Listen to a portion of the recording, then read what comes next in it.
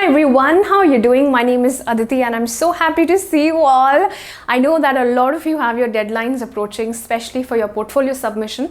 So I thought let's make a video on that, and today I'll be sharing with you 10 such things that you need to keep in your mind before you apply for your college admissions. And who knows, this information can help you to maximize your chances of getting that design school you always wanted. So let's not waste more time and let's get into the video.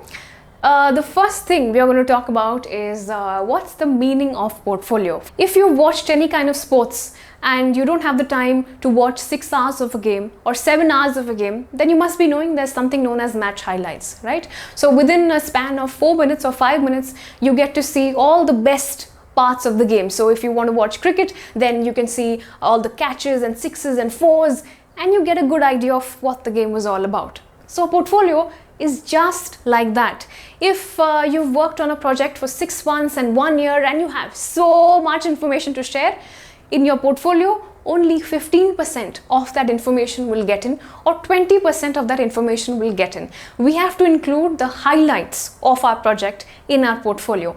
Anything that you're not sure about or something that you made in your childhood, that does not go in your portfolio. Let's talk about the number of pages in the portfolio. There is no right or wrong rule to this, so I'll just give you an average number. 10 is a great number to start with, and you can make it up till 30, but like I told you, all of this has to be quality work, something that you're very confident and sure about. Talking about the orientation of the page, you can choose to keep it vertical, horizontal. There's no rule to it again, but most designers choose to work with horizontal layout. And the reason for this is because your laptop screen is in a horizontal layout. So it aligns very well with the screen, and this is why it enhances the overall experience. But again, you can choose something as per your preference. Only thing we have to keep in mind is that if the first page is horizontal, then all pages have to be horizontal. If first page is vertical, then all pages have to be vertical. Talking about the size of the page, some people try to work with A4, but most designers, okay, I'm giving you an average, work with A3 page dimensions. But there's no right or wrong rule to this again. If this is the first time that you're creating your very own portfolio and you're getting a little panicky and you don't know where to start and you have such little time in hand, then you can work with this design software called Canva. There's a range of templates that you can work with. You can choose any one template, and all you need to do is you need to click picture of your artwork and you need to simply drag and drop that to your template and edit the text, and within a few hours your presentation will be ready. Just ensure that the kind of template you choose to work with has subtle color combinations. Try to make sure that at least 30 to 40% of your portfolio is in sync with the stream that you're applying to. So if you're trying for animation design, then maybe 30 to 40% of your portfolio should speak that you have the aptitude to study animation design. You can include doodling sketches, character sketching, or some kind of comic strip sketching that you've done, or maybe an animation clip that you come up with, something like that. The rest of the portfolio can show your diversity. It can include posters, banners, or still life, portrait sketching, landscape sketching, everything that you've ever made. There's no rule to it. You can show your skill set, you can show your craft skills. If you've made a 3D model, then you can click a picture of that and include that in your portfolio as well. That is also allowed. Just make sure that the picture that you click is with the help of natural light. Don't go for tube light, because tube light effect is not so good in pictures. Try to make use of the wonderful sunlight that we have, and it will just enhance the overall picture quality in your portfolio. Let's say you're applying for film design and you have these series of videos that you want your professors to see, but the college is asking you to send a PDF file and you don't know how to share your videos. Well, answer is very simple. You just have to upload your videos on YouTube, and if you want to keep your videos private, you can upload it as unlisted, and once the video is uploaded, you can simply copy the link and paste it in your PDF file.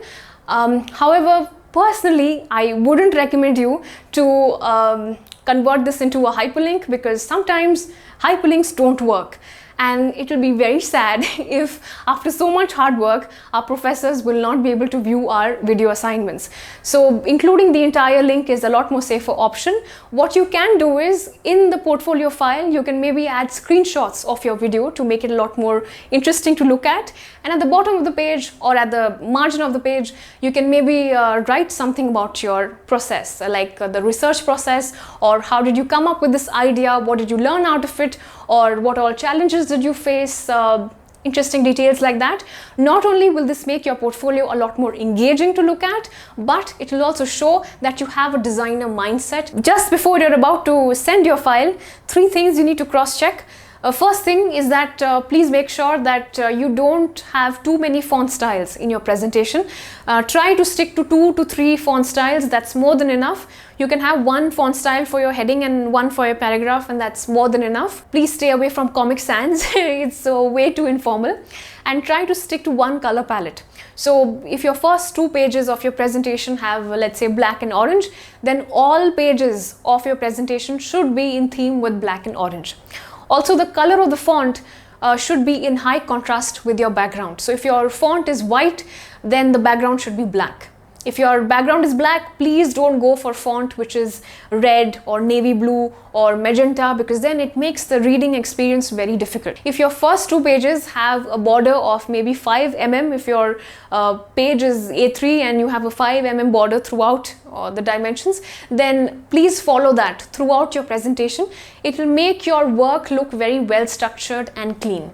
Some of you all have sent me your DMs for SOP, so I'm going to quickly try and speak about it in a couple of minutes, and hopefully this can help you out some way.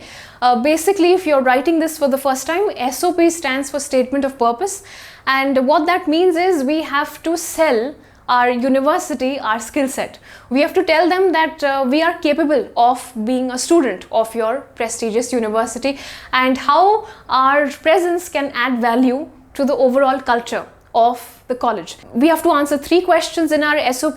The first one is, where are we presently? Where do we see ourselves in future? And the third is why you want to come to this college and how this college will contribute in your future vision. So let's say I'm an engineer, so I can speak about my background, I can speak about all the subjects that I majored in, my strength, and what all subjects that I truly enjoyed. Now if you are trying something like product design, let's say, then you can say that I enjoyed orthographic drawings, orthographic projections, because you get to visualize 3D models, 3D structures, and maybe that skill set can be utilized when you study product design. Or you can speak about any creative projects that you have taken up, or worked with any NGO, or worked at any startup or company, or basically any kind of experience that you have. You can write that, you can elaborate on that in your SOP. Then comes where do you see yourself in future? So obviously when you're applying for masters, then you do have some vision, you do have some goal in your mind of why you want to study design and where you see yourself, so you can talk about that in your SOP as well. And the last part is why you're coming to this college. If you're applying for product design, just try to go on the college website and glance through product design course, and many colleges will mention all the subjects that will be taught to you during your master's program, and browse through all the names, and the names that interest you the most, try to mention that in your SOP and say that this is something that got my attention, and this is where I want to grow, and this is the kind of skills that I want to learn professionally and make a living out of it, you know, things like that. In your statement of purpose, don't mention too much of money. I want to make a lot of money, I want to be rich, or you know, I want to be famous. That is not okay. That is not the right thing to include. Try to keep it formal, and try to show your passion for doing something that is creative. Try to show your passion for design, to create something which is a solution to everyday problems. Try to emphasize on that. If you're fascinated by any professional product designer or whichever stream of design you're applying to, you can mention their name as well, but don't elaborate too much on it. Maybe like 1 or 2 lines is fine. If you're honest with your words, you will always increase your chances of getting that admission. So yes, that is it for today's video. I tried to summarize a lot of things in a short span of time. I hope this was helpful to you, and if the answer is yes, you all know what the drill is. Please don't forget to like, share and subscribe to my channel. And if you have any more questions or anything you want to share with me, then you can contact me on Twitter, or you can also DM me on Instagram, and I will try my best to reply to you as soon as I can. Have a wonderful day ahead. Take care of yourself. Stay safe, stay home, and please get vaccinated. Bye-bye.